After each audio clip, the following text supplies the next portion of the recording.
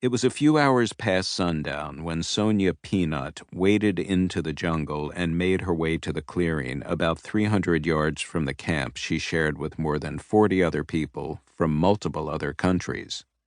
Most of them knew the reason she was venturing out tonight, and that reason was to set a fire. Fires were hardly welcome in any part of this particular jungle, but hers would be small and controlled, and to her way of thinking, poignant and important. And she had all that she needed to light it readily at hand. There was paper in the clearing and kindling in the clearing, and she would light them first, then feed the blaze logs that would burn brightly and beautifully.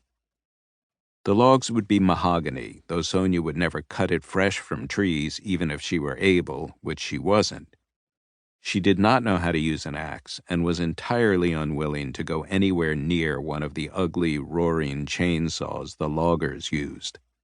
Had she ever been tempted to try, she would probably have been unable to wrestle one of them into her control. At 5 feet and exactly 1/2 inch tall, not a millimeter more, not a millimeter less, she had long looked sideways at big, heavy, dangerous machines. She suspected that they regarded her the same way, eager for her to try to master them so they could wrestle her right back and throw her about. She wouldn't give them the pleasure. Still, there was a fair amount of mahogany to be had lying around, all of it from dead trees toppled slowly by nature or violently by the loggers.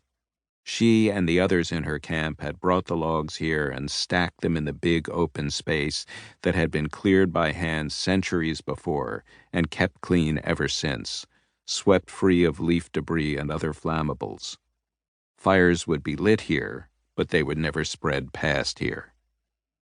Sonia was looking forward to lighting her fire tonight, partly because of the person she was lighting it for, and partly because she simply liked the way mahogany burned.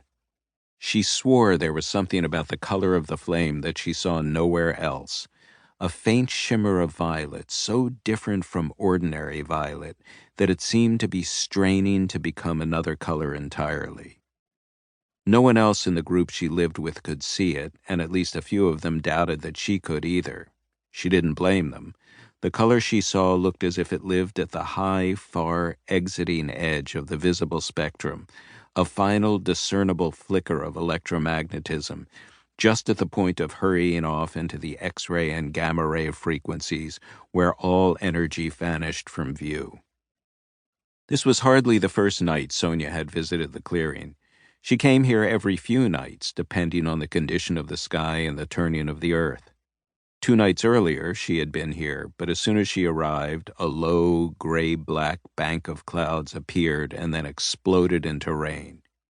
She waited out the deluge under her poncho, protecting the firewood with a plastic tarp, while alternating her gaze between the sky above and the smartphone in her hand, spinning and spinning a little globe on the screen a few tiny degrees of arc back and forth. But the screen degrees played out too fast, and the clouds parted too slowly, and she ran out of time and trudged off disappointed. Tonight, however, the air was clear and the stars were out and the sky was stunning. So she set out from camp for the clearing once more, and this time she did not come alone. Wading through the brush with her was the boy she knew as Oli, which she pronounced with a long O, rhyming with goalie.